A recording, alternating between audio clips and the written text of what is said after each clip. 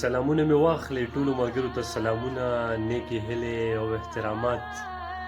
او د ممتاز اورکزي صاحب دغه شعرونه چې وایي یوازې دا نه چې یاران به عینې بدلوي او دوی ته خبر وي، خامخا به حافظې بدلوي.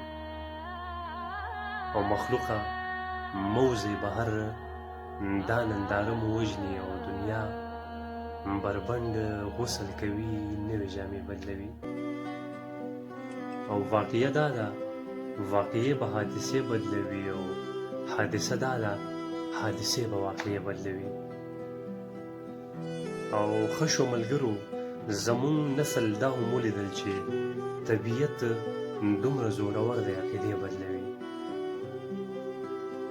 او اوس امر دی اوس به کرامات له خپل مقامه لویږي او امر دی اوس به پښتانه هم رویې بدلوي او